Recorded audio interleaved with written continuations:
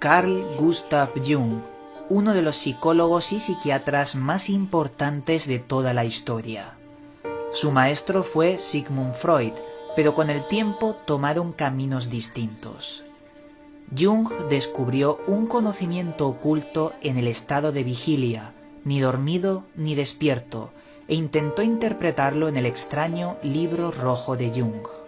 El libro estuvo censurado en una caja fuerte por más de 100 años, hasta que se hizo público y se reveló los secretos del propio Jung.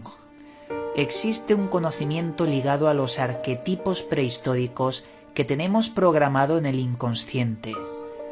Jung utilizó la alquimia y el conocimiento de los textos más antiguos del mundo que descubrió en sus innumerables viajes, y esto lo hizo para poder bajar al inconsciente en los sueños, tocar el alma y poder ver incluso algo parecido a Dios. Jung accedió al lado oscuro de la mente, que aterrorizó a sus familiares porque cada vez que se encerraba en su torre a escribir, aparecían fenómenos extraños en la casa. ¿Qué descubrió Jung en ese otro lado? ¿Fue Jung el maestro de las tulpas?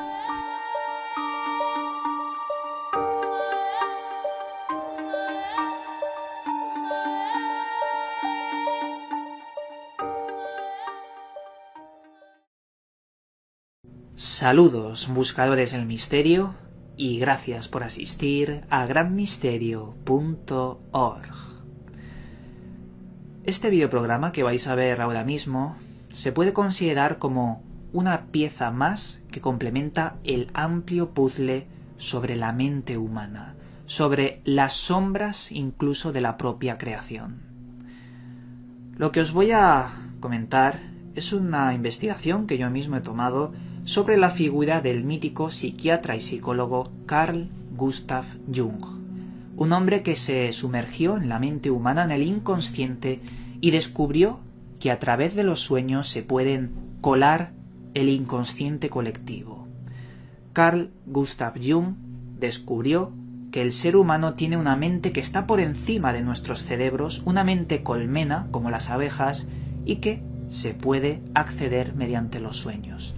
Eso entre muchas otras cosas, porque su libro rojo, como luego veremos, tiene una simbología que nos puede dejar helados, una simbología que ya conectaba con la alquimia y los viejos saberes de mucho antes que el propio Egipto. Pero vamos a comenzar por el principio. ¿Quién es Carl Gustav Jung? Veréis, este hombre nació en 1875 y murió en 961. Este hombre es de origen suizo y, como ya viene dicho, es considerado uno de los mayores psiquiatras y psicólogos de toda la historia humana. El señor Jung colaboraba estrechamente con Sigmund Freud. Eran bastante amigos e incluso realizaron trabajos conjuntos. Sin embargo, Freud le intentaba imponer su modelo de pensamiento al pobre Jung, y Jung no estaba de acuerdo con esa imposición que le hacía, ya que Freud siempre le decía que todos los traumas mentales, o parte de ellos, están originados con un problema sexual. El señor Jung, como ya he dicho, no estaba de acuerdo. Él pensaba que eso limitaba el diagnóstico, y él proponía otro modelo, el modelo de los arquetipos. Para Jung, los arquetipos serían una especie de reminiscencia que nos viene de la prehistoria, unos conceptos que ya el hombre de las cavernas, el hombre prehistórico, interiorizó en sus genes y afloraba en toda la humanidad. Pero este concepto lo veremos más adelante. Podemos considerar que Jung buscaba en las sombras de la mente humana, buscaba en los sueños explicaciones para los problemas que tenían sus pacientes, sobre su propia vida. Y buscando esto, buscando la solución de los problemas, detectó que en los sueños había ese conocimiento de los arquetipos, por lo que descubrió el inconsciente colectivo. Incluso la parapsicología y la precognición eran unos temas que a él mismo le preocupaban. Cuando se lo comentó a Freud, el estudio serio de la parapsicología, de los fenómenos extraños, Freud se rió de él e incluso le desprestigió ante el público.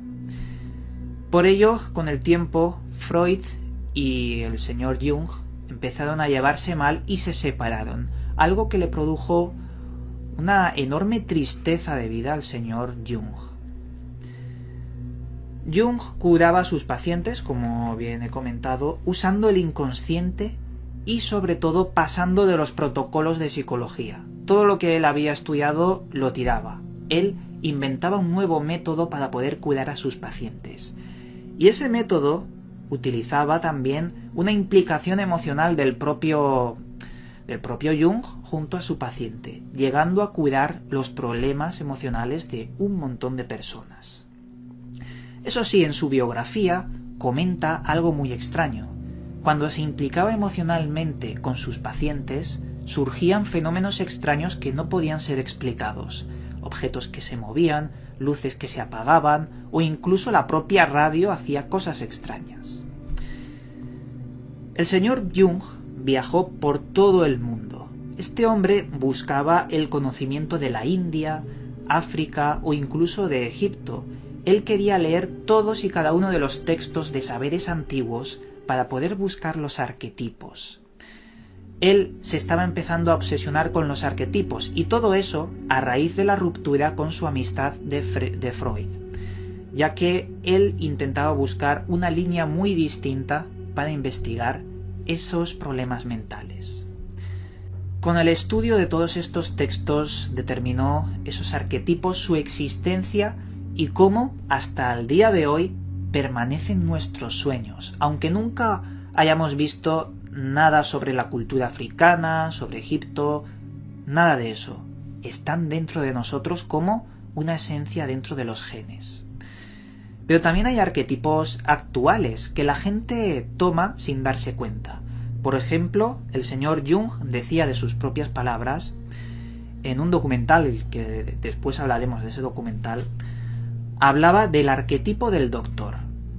Se presupone que todos los doctores deben ser educados, deben tener una actitud muy disciplinada y un vocabulario excelso para que sean profesionales. Pero ¿por qué el doctor debe, de alguna forma, comportarse así? ¿Y por qué el doctor, cuando se va a su casa y en la intimidad, se comporta de una forma totalmente distinta? Pues porque somos construcciones sociales. Nuestro pensamiento, según Jung, es un arquetipo social de la era en la que estamos viviendo.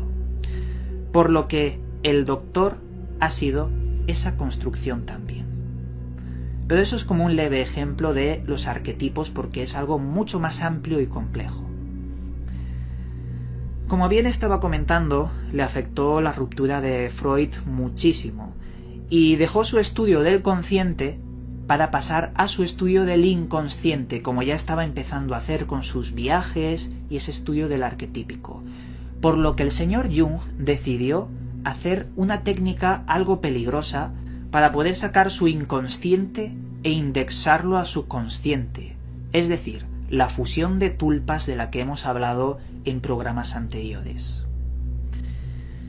Jung empezó a escribir y relatar todos y cada uno de sus sueños. Él quería indagar en sus sueños para encontrar el arquetipo. Todas las figuras y personajes que aparecían en sus sueños los dejó plasmados primero en el libro negro y después en el libro rojo de Jung, donde están todas las ilustraciones. Allí aparecían serpientes negras en su sueño, sombras, un viejo sabio del cual él llamó Filemón y también una mujer que llamó Salomé y que representaba el ánima, el alma. Con el tiempo buscó los arquetipos de estas figuras que os he comentado y pudo escribir el libro llamado Los 7 sermones a los muertos, que implementó en el libro rojo de Jung. Filemón representaba la sabiduría oculta y también el poder omnipresente, el poder supremo.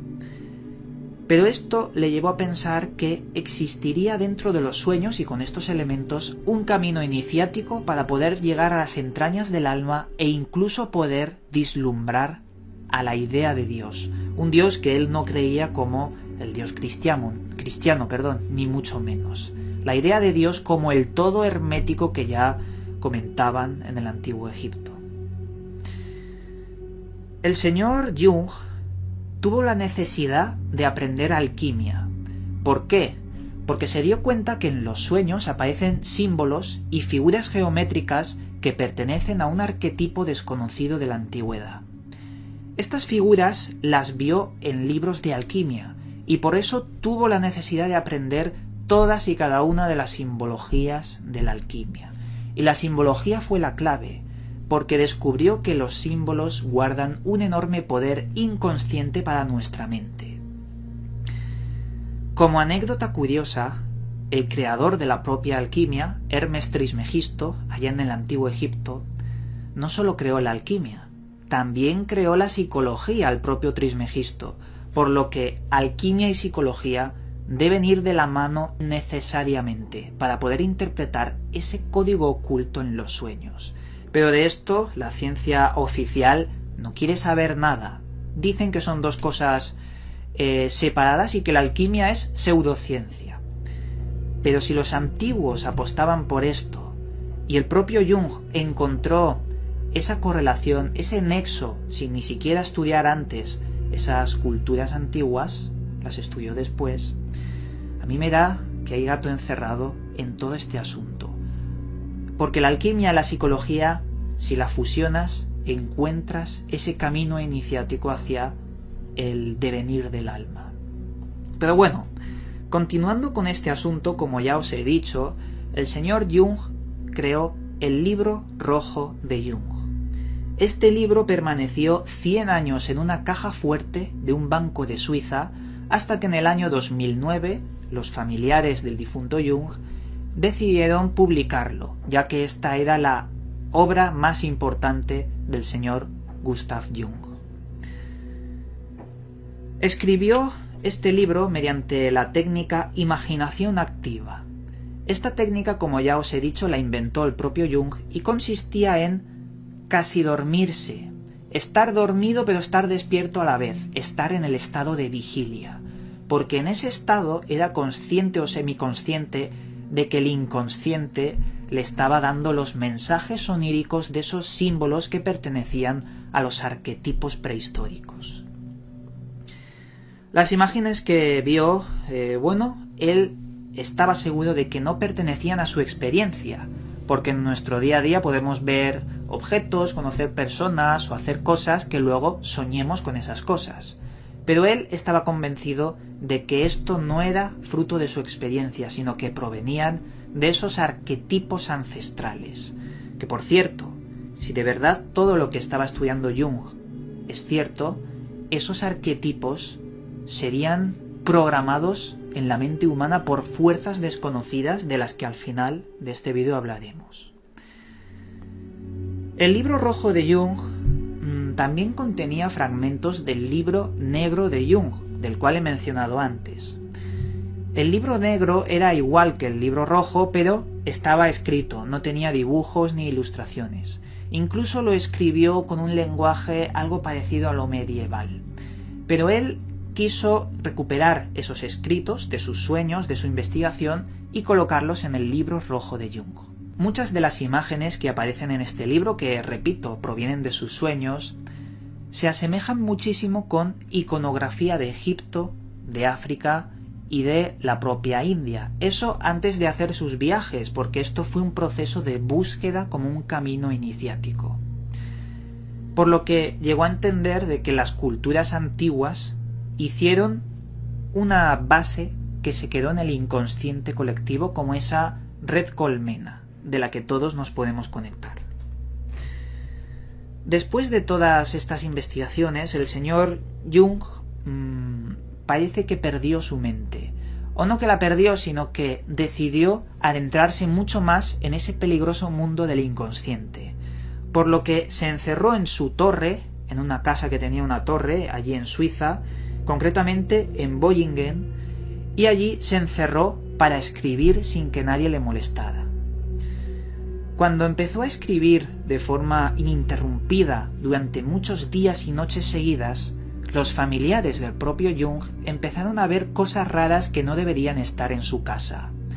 cosas que daban miedo, fenómenos que podríamos decir paranormales. Entre ellos, Jung menciona en su biografía estos fenómenos, como por ejemplo que de vez en cuando escuchaba una música que no sabía de dónde venía y que era imposible porque él estaba solo en su recinto, quiero decir, solo con respecto a sus vecinos, porque sí que había gente en su casa. Escuchaba esa música, veía sombras que no tenían sentido tampoco, y una noche vio a un montón de encapuchados en su jardín mirando a su ventana. El señor Jung empezó a investigar sobre su casa y descubrió un esqueleto, un muerto que se había podrido en sus tierras y que pertenecía a un soldado de Napoleón, por lo que le hizo un entierro militar para, según él, apaciguar su alma. Pero él estaba convencido de que el alma, los espíritus y todas estas manifestaciones paranormales provenían de la mente, y eso es algo que yo mismo he comprobado en mi tesis sobre el fenómeno tulpa, por lo que cuando yo descubrí las investigaciones de Jung, me di cuenta de que estaba corroborando lo que yo había investigado de forma paralela. Las tulpas son creaciones de nuestra mente, y el señor Jung sabía muy bien qué había en el inconsciente. Pero continuando con este misterio, el señor Jung mandó tallar una piedra muy grande, como un monumento, allí en su casa de Bollingen, cerca de la torre.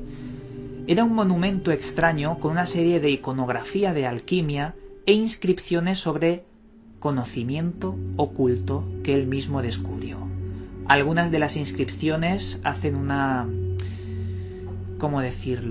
reverencia a la vida, porque él incluso llegó a amar la vida como cualquier otro ser humano. Como dato curioso, el señor Jung hablaba de ovnis, de objetos voladores no identificados en el cielo, pero lo hizo de una forma muy curiosa. Veréis, tiene un libro que se llama Un mito moderno, sobre cosas que se ven en el cielo, y hablaba sobre ese fenómeno ovni que se estaba viendo en todo el mundo y demás. Pero él lo describía como una manifestación de la mente colectiva para generar luminarias que avisaban de un peligro inminente. Él nunca le dio esa importancia extraterrestre, sino otro prisma distinto. Y me parece interesante que existan otras teorías sobre qué es lo que ahí arriba aparece desde la noche de los tiempos. Porque, por mucho que creamos que son extraterrestres, no sabemos la verdad todavía. El señor Carl Gustav Jung murió el 6 de junio de 1961 leyendo un libro apaciblemente en su casa y de forma súbita. Sí que es verdad que tenía una especie de enfermedad, pero no era muy importante. Sin embargo, ese día murió apaciblemente leyendo. Pero el día en que murió, cayó un rayo muy potente a su árbol. Un árbol que él, se sentaba para leer libros, para investigar, para pasar el rato. Pues el día de su muerte, un rayo misteriosamente cayó y partió su árbol preferido. El jardinero con el tiempo, pudo recuperar ese árbol, pudo incluso restaurarlo, pero bueno. Llegados a este punto me quedan por decir 3 cosas importantes. La primera, tenéis un documental muy extenso en la descripción de este vídeo en el que podéis ver al propio Jung hablando sobre toda esta temática. No son habladurías, no son gente que se ha inventado cosas, no. Esto es, por palabras de Jung, todo lo que se ha dicho. Por lo que el documental que vais a ver, si queréis verlo, no tiene desperdicio, tiene un montón de conocimiento que incluso se puede aprovechar segundo a segundo de documental. También quiero que sepáis que el libro rojo de Jung podéis adquirirlo. Eso sí, creo que vale entre 100 y 200 euros, porque es un libro muy grande, no es un libro normal, es muy grande, y está lleno de un montón de ilustraciones, de simbología y de textos enriquecedores del conocimiento del inconsciente. Y también os quería decir que esto que os he comentado en este videoprograma tan solo es el 1% de todo lo que hay detrás. Me gustaría que, si os interesa este tema, que investiguéis más, que no os quedéis solo con este vídeo, porque hay muchos más datos, mucho más conocimiento de algo que yo creo que fue un hombre que viajó a la oscuridad de la mente, encontró conocimiento que está dentro de nosotros y que ignoramos y lo sacó a la luz. Pero el caso es que nadie le hizo mucho caso. Y nada, con esto el misterio está servido y continuamos con Gran Misterio.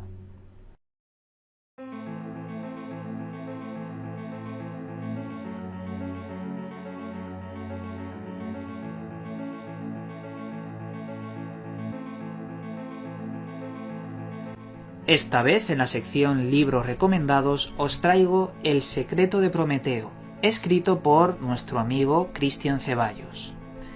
En este libro, el autor lo que hace es intentar aconsejarnos sobre que existe un camino muy distinto para llegar a alinear nuestras emociones. Es un camino, iniciático también, pero para eliminar el dolor, el sufrimiento y poder centrarnos en nosotros mismos para conseguir cualquier cosa.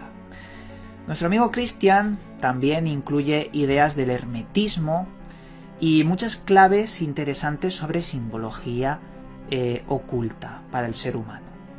Pero sobre todo quiero que os hagáis una idea de que este libro intenta mejorar nuestra calidad de vida, mejorar nuestra espiritualidad sobre todo, y poder caminar todos juntos por ese camino hacia lo desconocido.